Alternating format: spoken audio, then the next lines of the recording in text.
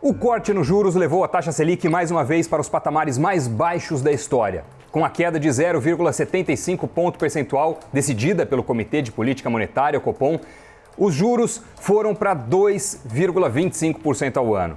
Essa queda fez muita gente terminar se perguntando: e agora? O que vou fazer com o meu dinheiro? É mesmo uma questão complicada. Esse corte decidido pelo Copom vai fazer a renda fixa render menos até do que a poupança em alguns casos. Mas a opção para quem busca rentabilidade ou quer diversificar os investimentos é buscar empresas na renda variável, por exemplo, que pagam bons dividendos. Isso é, uma política de distribuir boa parte dos lucros aos acionistas. Mas qual papel escolher? E quais ações garantem os dividendos mais altos?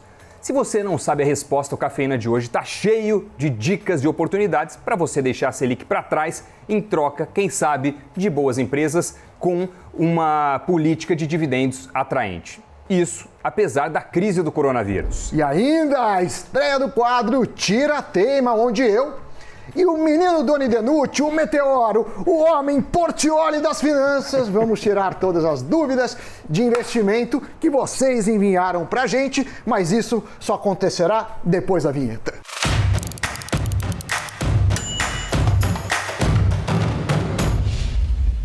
Muito bem, hoje é segunda-feira, tivemos uma semana aí muito agitada, né? Foi. Tivemos o Queiroz, que é você viu aquele quadro, Gugu em sua casa, procurando... vamos ver se tem a casa o Queiroz. Vou pedir para usar no outro pôr. O pessoal de casa fica sabendo agora qual objeto que nós vamos procurar. Pronto, já sabem. Nós temos que achar, se não tiver aqui, vocês podem buscar onde estiver. Valendo! Vai, não, pode qualquer lugar da casa. Vai, tempo! Chegou a hora, vamos fazer uma grande festa. Energia total, alegria geral. Vamos fazer um domingo legal. Domingo legal.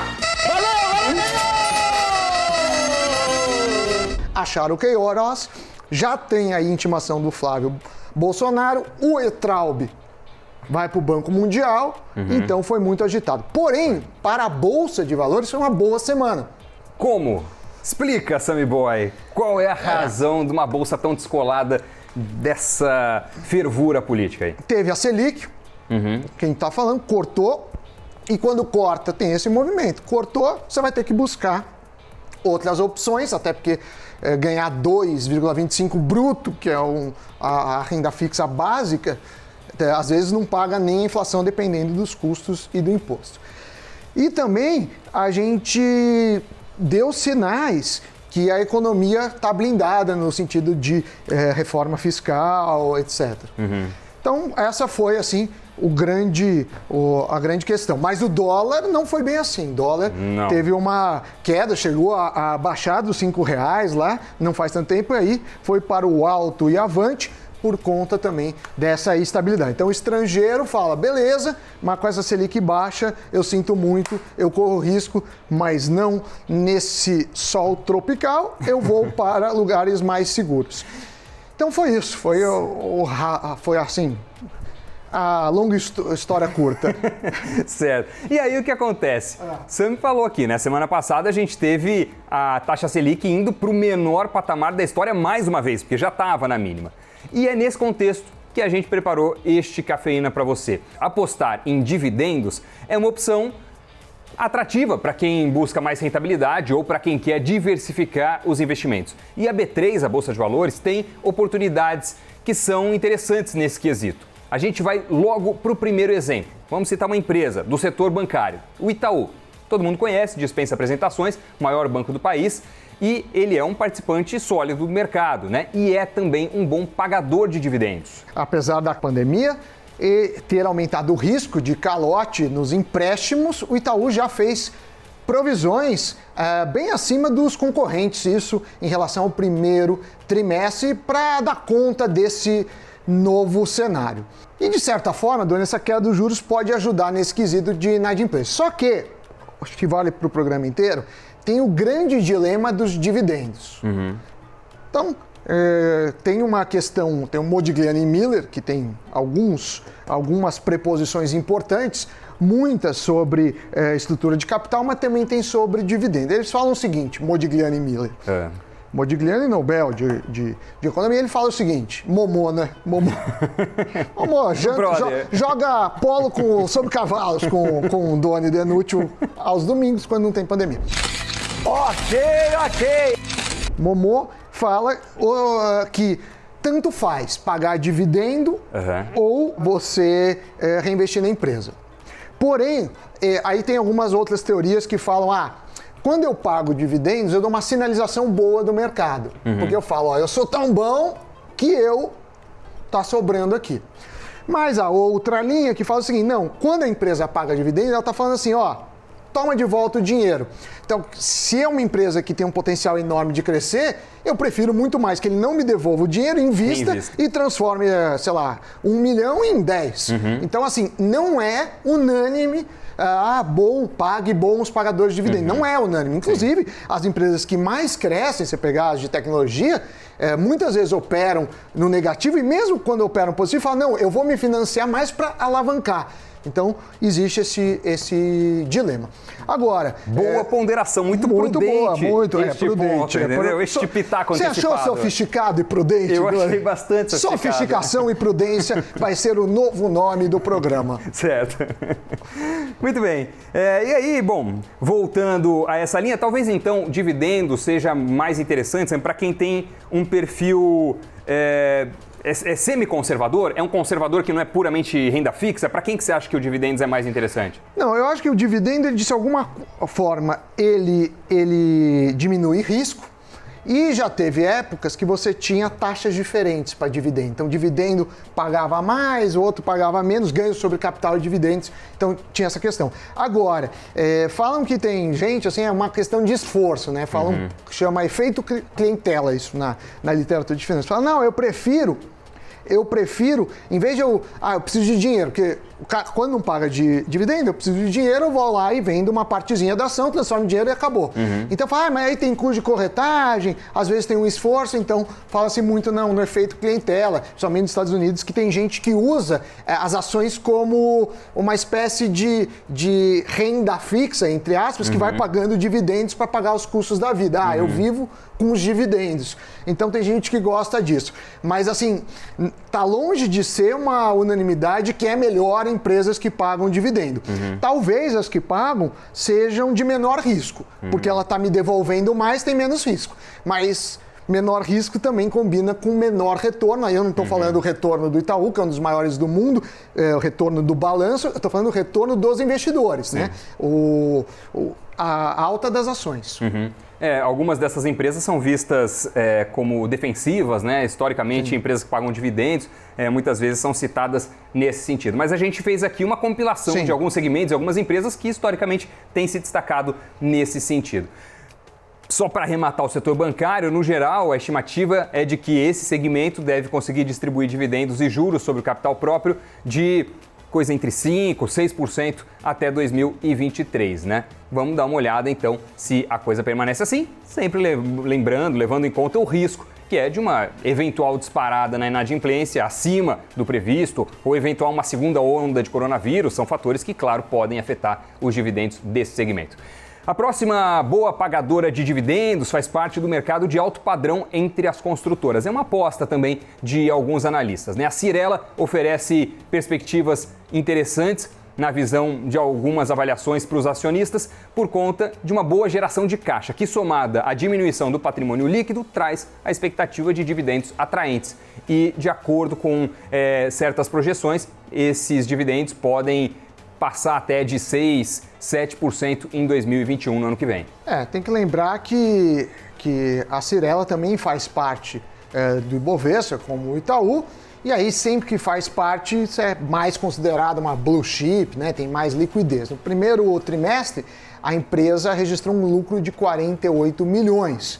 O lucro ficou 42% abaixo do ano anterior, mas ainda assim no campo positivo. Mesmo com menor caixa, devido à pandemia, o que limita os dividendos, a empresa vem demonstrando aí bons fundamentos para 2020 e é claro que a gente sabe que taxa de juros mais baixa, e aí não é a taxa momentânea, ajuda o setor da construção, porque o crédito, né? Isso a gente tem que deixar claro. Ah, caiu a Selic, eu vou pegar crédito mais barato? Não necessariamente, porque o cara não olha a Selic hoje, ele olha todas as previsões. E às vezes essas previsões já estavam no que a gente chama da curva de juros.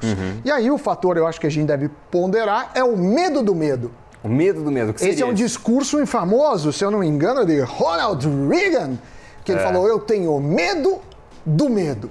Que é o seguinte, que quando as pessoas ficam com medo, vira uma bola de neve. Então, eu tô com medo aí, eu não compro, principalmente imóvel, aí sem comprar a economia não gira, aí sem girar é menos emprego. Então, eu tenho medo do medo, Doni. Muito bem. Você tem medo do medo?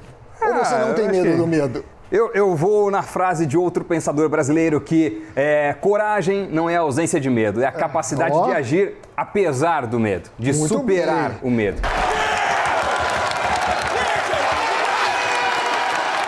É esse. E olha só, em pleno auge da crise do coronavírus, a CCR anunciou em abril o pagamento de 400 milhões de reais de dividendos aos acionistas. Isso, em certo sentido, mostra a resiliência do fluxo de caixa da empresa, que é uma das maiores concessionárias de infraestrutura da América Latina e, como resultado, é uma pagadora de dividendos bastante citada, bastante mencionada, dividendos que podem, nos próximos anos, também passar de 5%, de 6%, tá certo? Então, são mencionadas como uma alternativa interessante nesse segmento, de empresas que pagam dividendos, Sam. Eu tô lembrando, não sei se é o Ronald Reagan ou outro presidente, mas se não for, você joga no Google. No Brasil, o fato é que a CCR controla mais de 3,7 mil quilômetros de rodovias em 11 concessões, com destaque para a Dutra, que é o trecho lá entre os dois maiores estados economicamente falando, Rio e São Paulo. Também estão na frente aí de aeroportos, como é o caso do aeroporto de BH.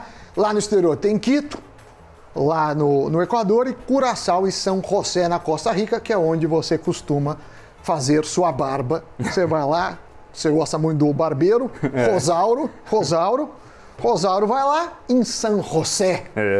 Muito chique. E ainda, eles operam a linha amarela e lilás do metrô aqui em São Paulo, as barcas e o VLT no Rio de Janeiro, em que eu já andei no VLT. É um trenzinho que é muito devagar, dá um ódio aquilo, mas é bom. Mas é devagar. Então, se você estiver sem pressa e com preguiça, você pode ir VLT. Se você já faz um exercício, dá uma corridinha, talvez você chegue mais rápido por conta própria. Mas, enfim. Pois é, e aí o que acontece? Esses negócios, em geral, contam com uma certa estabilidade da demanda, não é algo que flutue tanto, né? Se a gente pegar o isolamento nas cidades chegando a 70% no ano, a queda no movimento de veículos nas rodovias operadas pela CCR foi de 12%. Então é abaixo do que o mercado esperava. A solidez na demanda garante bons dividendos aos acionistas, mesmo aí em um cenário mais turbulento. Mas, obviamente, os negócios de aeroporto já foram pro saco, né, esse ano, e pode piorar num caso de uma segunda onda. Sim. Também, eu acho que sempre essas empresas, e aí eu não tenho nenhuma informação, mas quando vou investir em empresas que de alguma forma têm o governo como um principal cliente ou principais clientes, você sempre fica em dúvida aí de problemas em processos, seja problemas burocráticos ou até, como a gente já viu no passado, não dela, mas fraudes, né? Então, eu sempre fico assim, governo tem um risco governo. Isso é análise minha, não estou falando que eu não sei de nada sobre a empresa, estou falando qualquer uma que seja. Olha só. Coronavírus, crise. Com tudo isso, a Engie Brasil Energia, ex-Tractebel, segue com perspectivas atraentes. E, mais importante, um dividendo que também pode ser robusto nos próximos anos.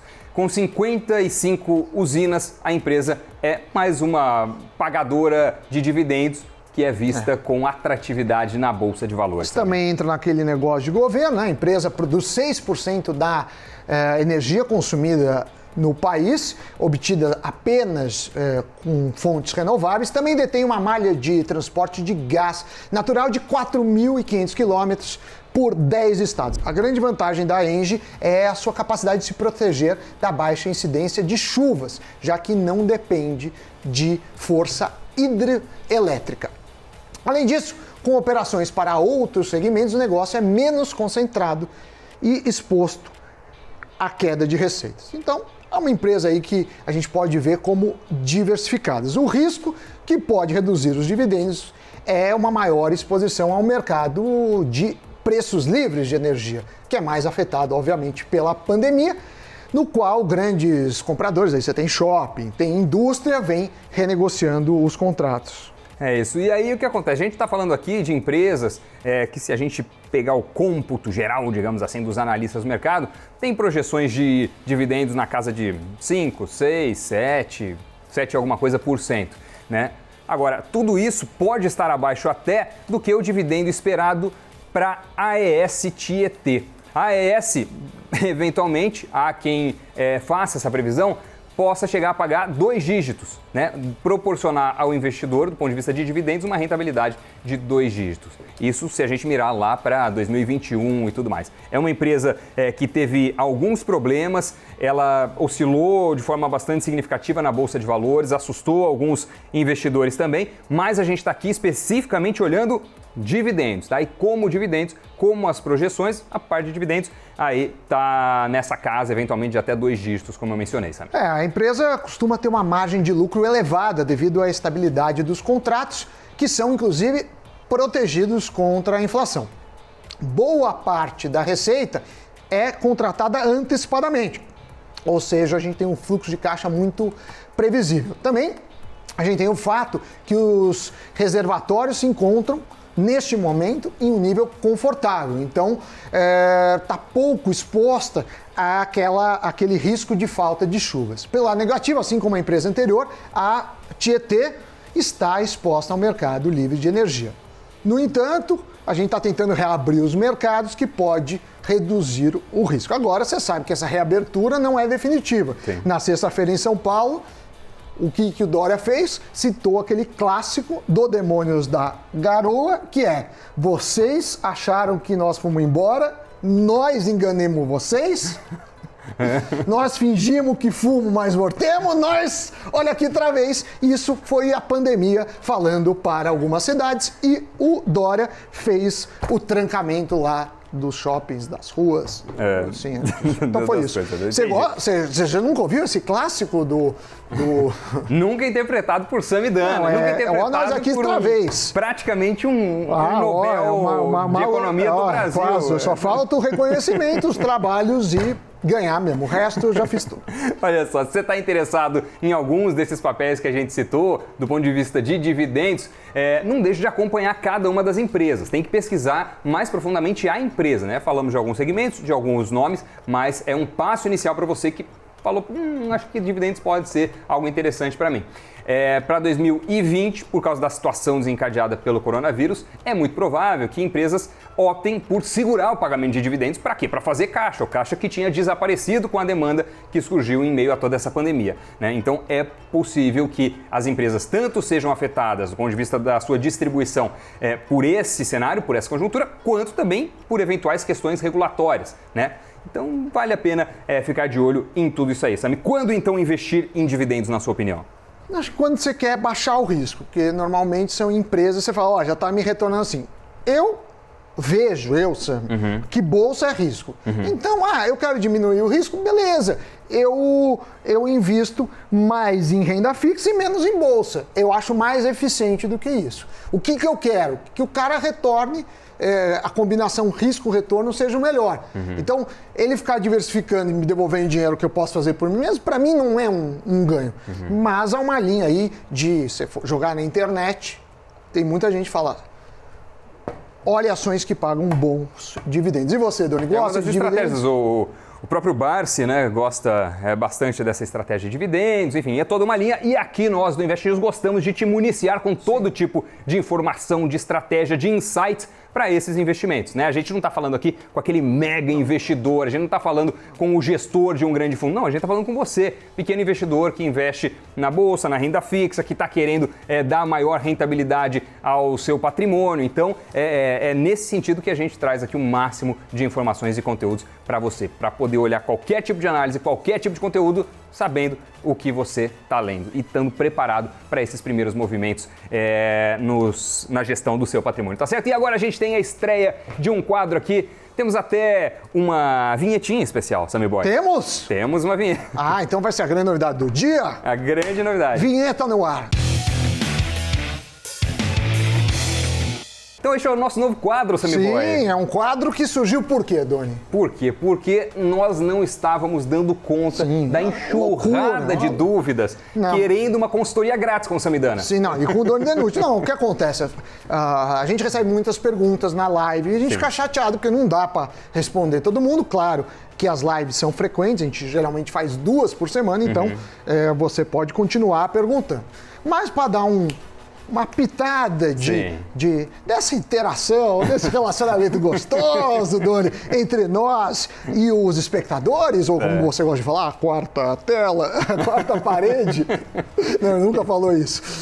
A quarta parede, a gente resolveu criar esse quadro em que deixaram eu mais bonito e você mais feio para não ter muita discrepância. Isso foi muito gracioso esse quadro. Porque eu subornei as nossas infografistas. Olha só, vamos começar logo. A pergunta do Wellington. Pergunta o seguinte: Sammy, com a nova taxa Selic e com os CDBs de liquidez diária, na sua maioria pagando 100% da Selic, os FIIs, fundos de investimentos imobiliários, se tornam opções por oscilar menos que as ações? Interrogação. O Avalor bate rápido, bate bola, interrogação. Então, Doni, não, acho... Tudo é risco e retorno. Não dá para comparar o risco de um fundo imobiliário, é muito maior do que o Tesouro Selic. Então, são classes de ativos maiores. Dependendo do fundo e dependendo da ação, um fundo pode ter um risco menor que as ações. Até é bem possível isso. Agora, de novo, a questão que você deve se responder não é qual que é o melhor, é a relação risco-retorno. Então, pode ter um baita risco, se tiver um retorno extraordinário e no longo prazo se pagar, ok.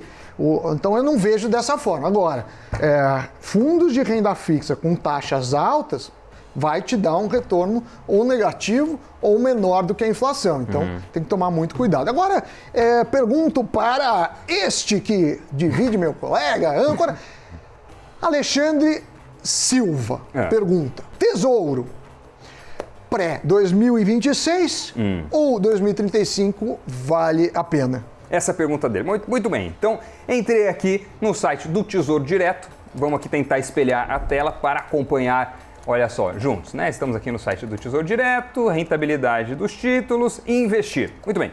Tesouro pré, ao menos nessa data em que estou entrando, nós temos estas opções de Tesouro pré. Não temos a opção citada pelo nosso Ale. Então Ale não há Silva. dúvida, porque isso não existe. É que nem quando fala, é melhor comprar o carro à vista ou a prazo. Aí eu falo, não, à vista normalmente você paga melhor. Aí fala, mas eu não tenho dinheiro. Então não tem problema. Quem não tem opção, já está resolvido.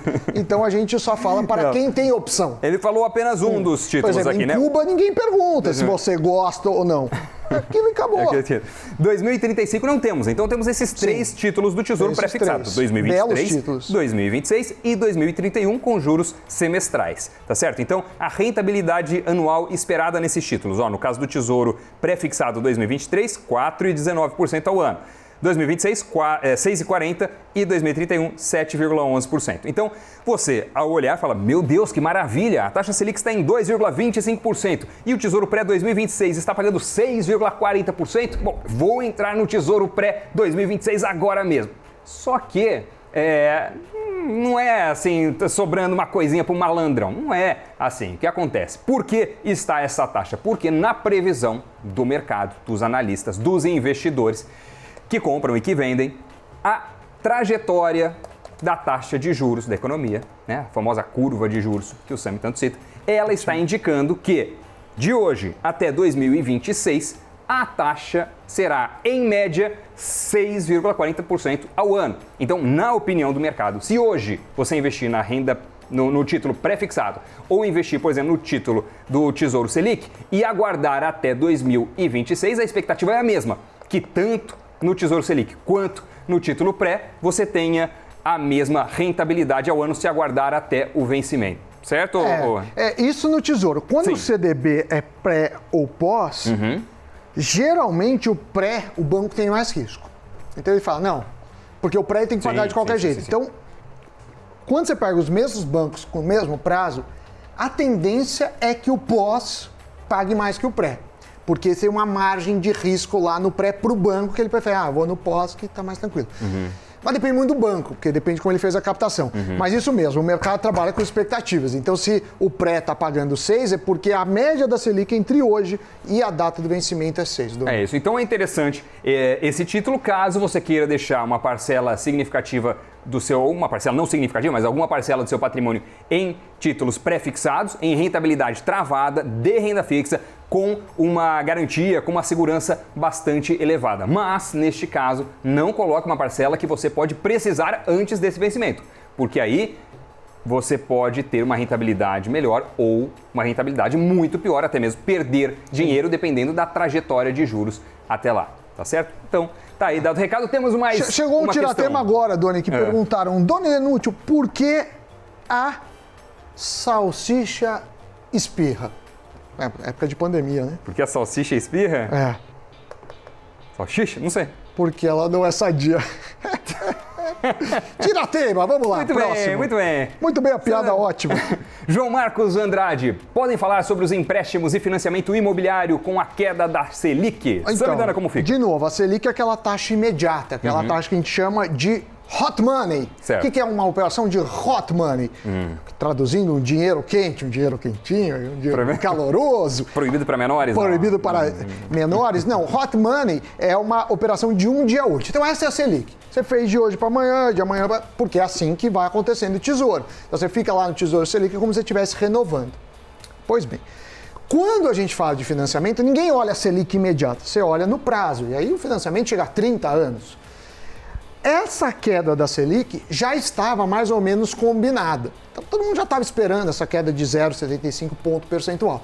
Então, não mudou muito o financiamento. Porém, se a gente pegar os últimos meses, aí sim, a Selic caiu muito mais que o previsto. Então, se você pegou um financiamento do ano passado, comparar com hoje está melhor. E se eu peguei ano passado? Você pode fazer a portabilidade.